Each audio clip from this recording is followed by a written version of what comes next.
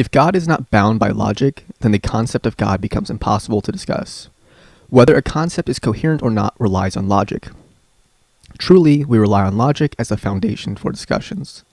A married bachelor is a contradictory concept, but we are capable of applying logic to at least infer that it is an unimaginable, impossible being. If God, on the other hand, stands outside of logic, then he is both God and not God, neither God or not God, only God, merely not God, and every bizarre combination that can or cannot be conjured. There's no quibbling about whether it's possible or impossible if it can be both P and not P, since possibility is discerned through logic. He just is and is not. The law of non-contradiction as an objection is sidestepped by stating that, again, the laws of logic do not apply to God. It must be asked, however, why God is initially placed in such a unique position. What argument could be used to justify moving God outside the reach of all arguments? Perhaps the initial arguments to logic-proof God are by their nature impossible. After all, this feat would require an argument that utilizes logic in order to reach the conclusion that a being, and or not being, is not subject to logic. A conclusion devoid of logic would appear to be nothing more than an untenable assertion, especially if any prior premises are as empty. In order to place God outside of the law of non-contradiction, one could attempt a Meinongian move.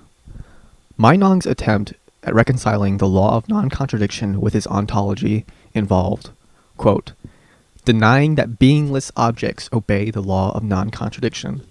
Only actual and possible objects do, end quote. But there are at least two problems with this move for God.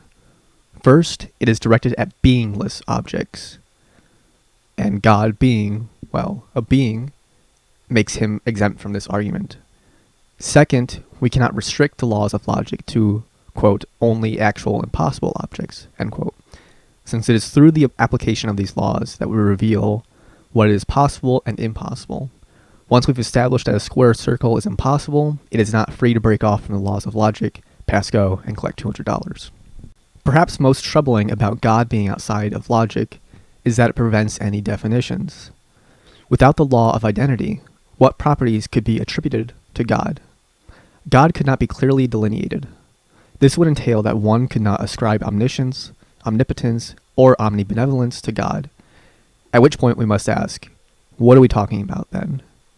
Even the claim that God is a being becomes dubious. The solution to this problem is lost on me. If we lack a reliable way to attribute properties to God, then God becomes a forever empty concept that is immune to inquiry. The concept of God means something, or at least it should. But without the law of identity, we cannot begin a discussion. To explore a concept, we have to employ logic. To discuss a concept that dances outside of logic is futile, although I've woefully tried, since once pertinent arguments are left defanged. Arguments require logic, and logic, if one forfeits it, cannot apply.